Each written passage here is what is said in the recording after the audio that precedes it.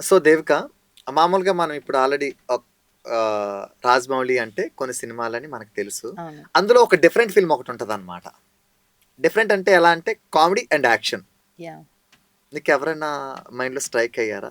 ఎవరి సినిమా గురించి అని? పెద్దగా హీరో చెప్పాలం ఎవరై ఉండొచ్చని? హీరో వచ్చేసి లైక్ ఆ! ఓకే. తెల్లారిపోద్ది నువ్వు చెప్పేసరికి నాకు అర్థమైపోయింది. యెస్. అంటే మనకి మామూలుగా 'రవితేజ'. యెస్. హ్మ్. అవును. 'రవితేజ' అంటే మనకందరికి తెలుసు. ఎలా అంటే ఫన్ ఓరియెంటెడ్ క్యారెక్టర్స్ అన్నమాట.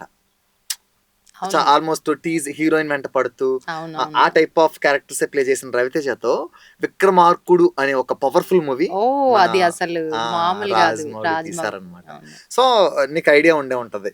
సినిమాలో స్టార్టింగ్ మొత్తం డ్యూయల్ రోల్ 'రవితేజ'ది. డ్యూయల్ రోల్ కదా! స్టార్టింగ్ మొత్తం full of comedy.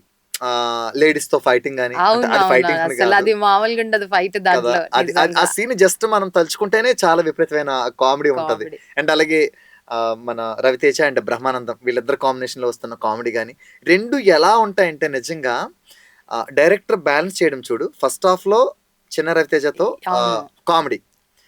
Second half అంతా కూడా, అంటే సెకండ్ హాఫ్ అని కాదు, హాఫ్ ఆఫ్ ది స్టోరీ ఆహ్, పోలీస్ ఇన్స్‌పెక్టర్ క్యారెక్టర్. అవును. చూడు ఇక్కడ ఎలా అంటే ఇద్దరు రవితేజాలు, ఒకడేమో దొంగ, ఇంకొకడు పోలీసు. పోలీస్. అవును. అసలు ఆ థాట్‌కి నిజంగా మెచ్చుకోవాలనమాట. అసలవును. వాళ్ళిద్దరు కనెక్ట్ చేయడం గాని, ఆ స్టోరీని ఇద్దరు స్టోరీస్ లింక్ చేయడం కానీ, అదంతా చాలా బావుంటది.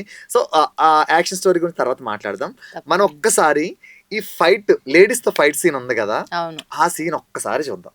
తప్పకుండా. ఖచ్చితంగా ఆ సీన్ తలుచుకుంటేనే నవ్వొచ్చే సీన్ అది. ఒకసారి మన ఆడియన్స్ కూడా చూపించి ఎంటర్‌టైన్ చేసేద్దాం. ఎంటర్‌టైన్ చేద్దాం. ఓకేనా?